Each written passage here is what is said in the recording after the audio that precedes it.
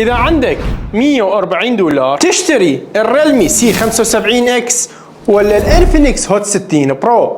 عندي لكم مقارنة نارية بين الجهازين. الشاشة الهوت 60 برو أموليد بتردد 144 هرتز وبحجم 6.78 انش، والريلمي اي بي اس ال سي دي بتردد 120 هرتز وحجم شاشة 6.67 انش. معيار مقاومة الماء والغبار، الريلمي تتفوق باي بي 68 والانفينكس الاي بي 64، والمعالج الهوت 60 برو الهيليو جي 200 احدث واقوى معالج بهاي الفئة السعرية، والريلمي الهيليو جي 81 الترا. اكيد معالج الهوت 60 برو افضل وخاصة بالالعاب لان يشغل الالعاب على 60 فريم عكس الريلمي 40 فريم فقط. والكاميرا الجهازين 50 ميجا بكسل. البطارية الهوت 60 برو 5160 ملي امبير بسرعة شحن 45 واط وشحن لاسلكي 10 واط، والريلمي 5310 ملي امبير بسرعة شحن 45 واط وما يدعم الشحن اللاسلكي. والاسعار الجهازين يجون بنفس السعر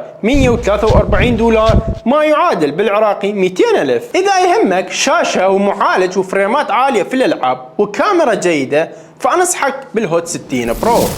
واذا تركيزك صلابة ومعيار مقاومة الماء والغبار وبطارية ضخمة فالريلمي هو الخيار المناسب. في النهاية كتبوا لي رأيكم بالجهازين. في امان الله.